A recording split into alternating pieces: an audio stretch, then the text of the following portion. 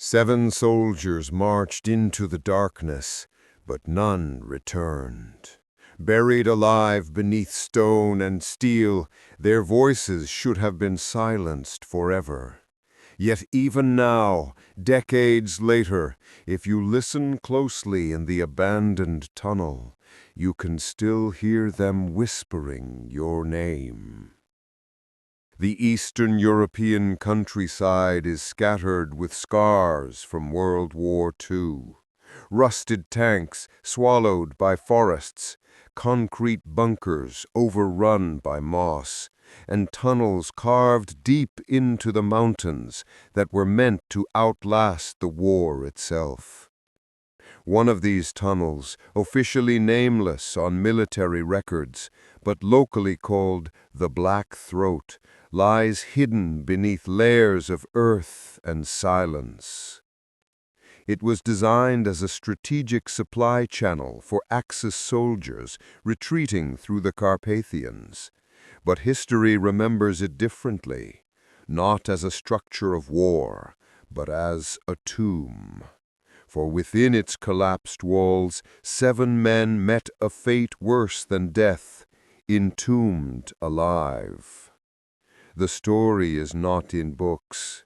It's whispered in villages, shared around fires, told in hushed tones to scare children into obedience. Don't go near the Black Throat. If you listen, the soldiers will call you inside, and you'll never come back.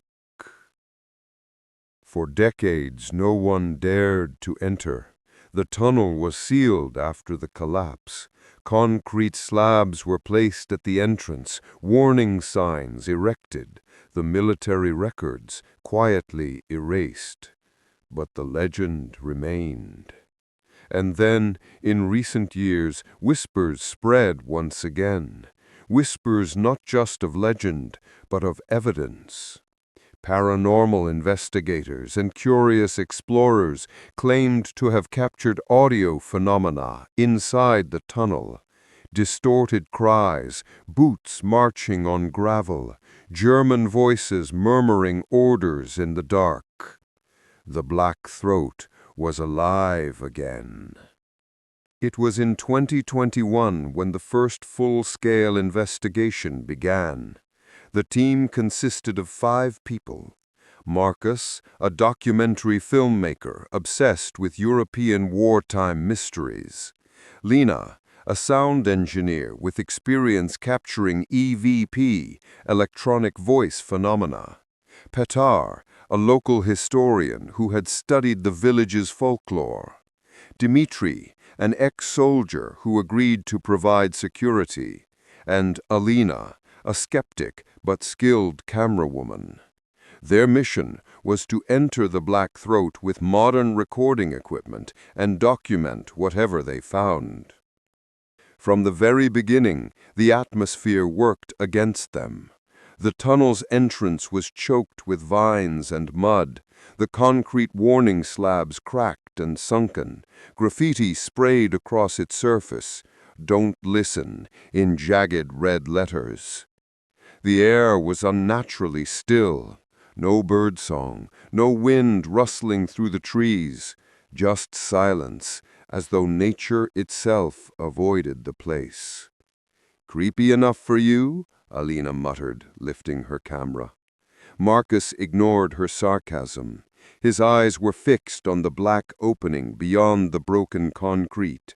The entrance resembled a mouth, frozen mid-scream, jagged stone teeth cutting into the shadows. Inside, the light from their headlamps caught fragments of rusted steel rails, collapsed beams, and dripping moisture along the curved walls. The tunnel stretched endlessly, its far end devoured by darkness. The first sounds. They hadn't gone 20 steps inside when Lena froze. "Stop! Everyone stop! Quiet!" Her portable recorder, highly sensitive, was picking up something. A faint scratching. Then a whisper. It was indistinct, breathy, like wind through a keyhole, yet the syllables formed something undeniably human. Stehen, marschieren.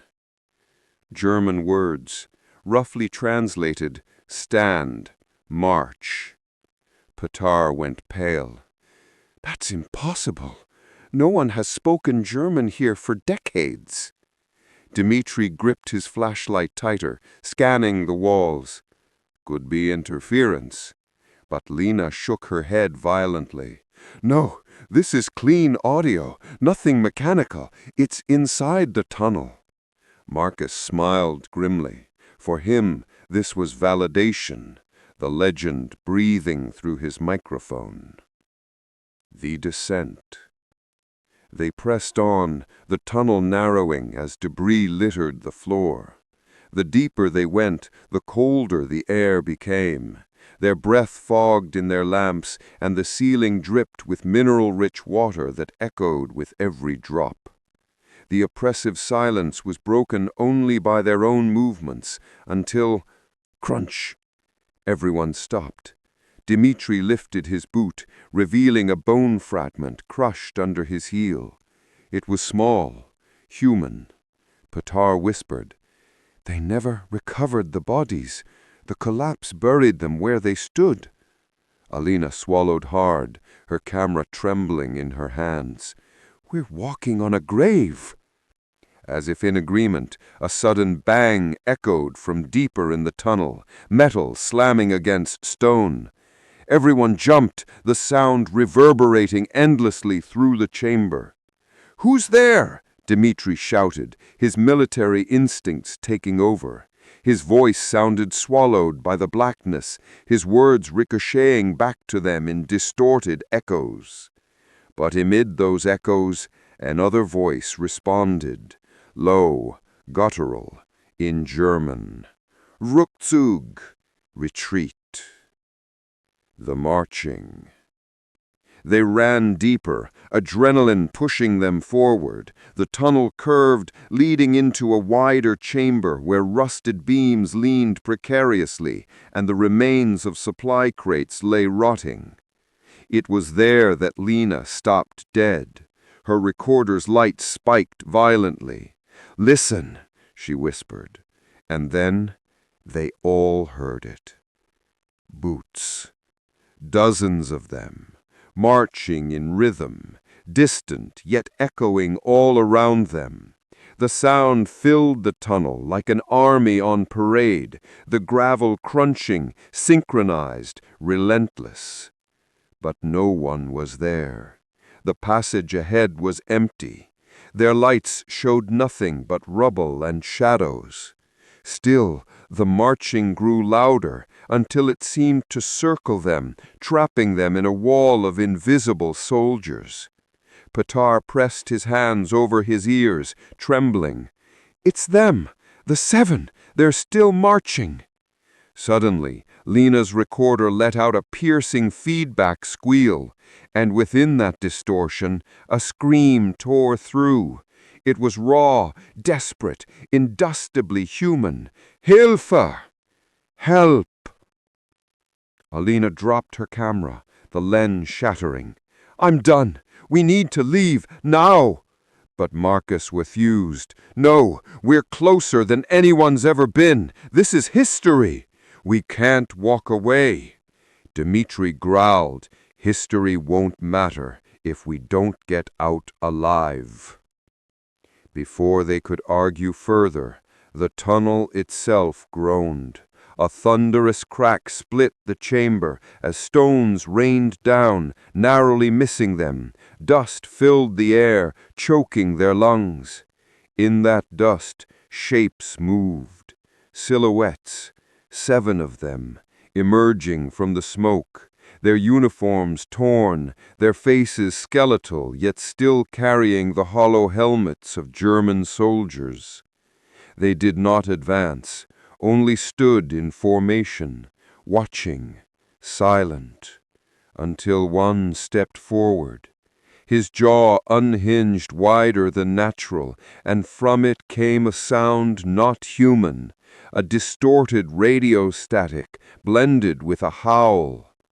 The lights on their headlamps flickered violently, plunging them into moments of pitch black. And in those black frames, the soldiers shifted positions, closer, then closer still. Alina screamed, grabbing her broken camera like a shield. Marcus whispered, trembling now, "We found them." The investigators had entered the Black Throat seeking proof of a legend. What they found was something worse. The soldiers were still there, and they were not at rest. The chamber still shook with the echoes of falling stone. Dust hung thick, making every breath heavy, as if the air itself wanted them out. Yet none of the 5 investigators moved. They were transfixed, their eyes locked on the 7 shadowed figures standing in formation before them. Marcus's camera light flickered wildly, catching fragments of the apparitions: torn military coats, rusted insignia, hollow eyes burning faintly as if embers lingered in their skulls.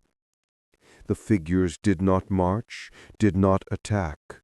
They only watched.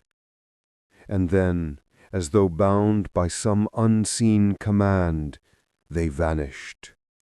Not faded, not dissolved. One moment they stood before the living. The next, the tunnel was empty once again. The silence that followed was heavier than any scream. Lena clutched her recorder to her chest. Its red light blinked rapidly, indicating it had captured something. With shaking hands, she pressed playback. Static roared, filling the tunnel with a storm of broken frequencies. But beneath the distortion, a voice cracked through. "Sieben, sieben, begraben. 7, 7, buried."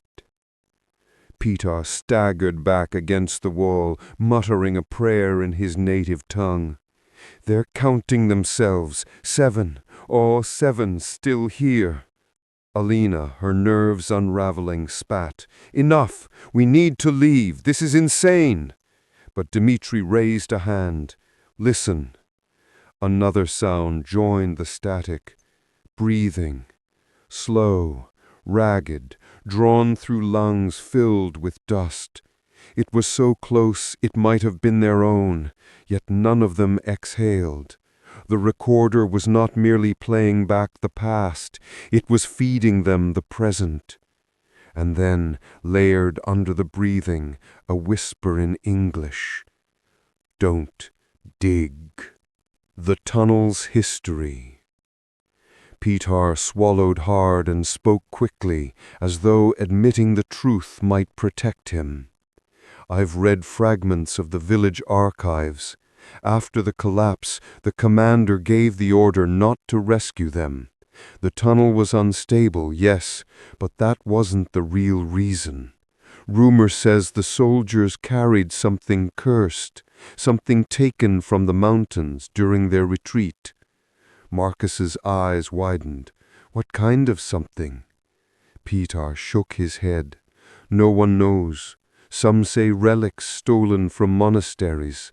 Others claim it was older, pagan artifacts buried in caves long before the war. Whatever it was, the soldiers tried to carry it through this tunnel. And then the collapse. Convenient. 7 men, 7 bodies, 7 curses. The recorder crackled again, almost as if responding. "Sieben, sieben." They moved deeper, despite Alina's protests. The tunnel narrowed until they were forced to walk single file. Every step stirred echoes, yet the echoes did not match their pace. Sometimes a footfall landed ahead of them before Marcus had taken his next step. Sometimes boots struck behind them, though Dmitri was the last in line. At one point, Lena whispered, "Don't look back." Alina did. For the briefest moment, in the beam of her shaking camera light, she saw a soldier walking silently behind Dmitri, uniform shredded, helmet bent inward as though crushed by falling stone. And then the light flickered, and he was gone. Alina screamed. The sound ricocheted down the tunnel, returning warped, as if 7 different voices screamed back at her. They stumbled into another chamber, wider, with collapsed crates and a rusted metal table overturned in the center. The moment Lena set her recorder down, it exploded with noise. Not static, not whispers. Names. Marcus. Lena. Alina. One by one, each of them heard their own names whispered in German, in English, sometimes both, layered atop each other like overlapping radio transmissions. Marcus's face drained of color. "They know us." Dmitri bellowed, "Enough! Show yourselves!" The lights on their headlamps burst into a flare, blinding white for a split second, and then darkness swallowed the chamber whole. In that blackness, the sound of shovels digging echoed around them, metal against rock, dirt shifting, breathless, desperate effort. It went on and on until a final scream cut short by crushing stone. When the lights returned, the overturned table was no longer empty. Upon it lay a helmet, cracked open, dried blood staining the inner rim. Inside the helmet, written in charcoal, a single word: Verflucht, cursed. Fear tore the group apart. Alina refused to go any further, crouching against the wall with her broken camera clutched like a lifeline. Peter kept whispering prayers, his hands shaking so badly he dropped his notes. Lena stared at her recorder as if hypnotized, its light flashing in rhythm with her heartbeat. Only Marcus wanted to continue. "We're so close. Whatever they carried, whatever cursed them, it's still here. That's why they can't rest." Dmitri grabbed him by the collar. "You want to end up like them, buried alive, screaming into stone for 70 years? But even as they argued, the tunnel answered. From deep within came the sound of marching again, this time louder, faster, as though the soldiers were running. Gravel flew, echoes chased toward them. The unseen boots pounded the earth until they seemed only feet away. And then silence. When the echoes died, 7 helmets lay at their feet, aligned in perfect formation. Peter knelt, his trembling fingers brushing one of the helmets. The moment he touched it, his eyes rolled back. His body stiffened, and when he spoke, it was not his voice. It was German, hoarse, broken, yet clear. "Wir müssen es tragen, die Relikt des Berges. Wir sollten es nie anfassen. Der Stein hat uns bestraft, uns hier versiegelt, und nun auch euch." Dmitri yanked Peter back, shaking him until his eyes returned to normal. Peter sobbed. "I saw them, all 7, trapped under rubble, still digging, still marching. They can't stop." Lena whispered, "What relic? What stone?" Before Peter could answer, the helmets rattled violently on the floor, slamming against each other as if unseen hands were striking them. The noise built into a deafening clang that reverberated through their skulls. And then a new voice boomed through the tunnel, so loud it shook dust from the ceiling. "Leave!" The investigators backed against the walls, their equipment sparking, their minds fractured by voices not their own. Somewhere deeper in the tunnel, beyond the rubble and shadow, something waited, the relic that bound the soldiers to this endless march. And it was calling for them. The soldiers were not alone. Neither are you. Listen closely. The voices you hear may not come from your speakers. The helmets stopped rattling, but the echo of that last command, "Leave," still pulsed through their bones. Marcus, trembling yet determined, lifted his camera toward the collapsed section of tunnel. The debris looked immovable, a grave of stone sealing whatever lay beyond. But then a crack of cold air rushed through, carrying the faint stench of rust, mold, and something older. Incense turned to rot. "There's another chamber," Marcus whispered. "No," Alina hissed. "We're done. We've gone too far." But Lena leaned closer to the rubble. The red light of her recorder blinked faster, as though detecting something. A distorted voice seeped from the speakers. "Kommen. Tiefer," meaning come deeper. As if obeying, the rocks shifted. Slowly, impossibly, they slid aside with the sound of stone grinding against stone. An opening yawned black before them. Petar collapsed to his knees. "We shouldn't go in. The relic, it doesn't want to stay buried." But Marcus was already moving forward. The chamber beyond was unlike the crude tunnels they had walked. The walls were carved with symbols, circles, jagged lines, marks older than war, older than language. At the center of the chamber stood a monolith of black stone, veined with faint red light that pulsed like a heartbeat. 7 rusted rifles leaned against it in ritual formation. And before the stone, the figures appeared again. The 7 soldiers, uniforms tattered, faces ruined by dust and time. They stood in eternal guard, staring at the relic. Marcus lifted his camera. "This is it! This is what cursed them!" The soldiers turned their heads slowly, in perfect unison, to face the intruders. The red veins in the stone brightened.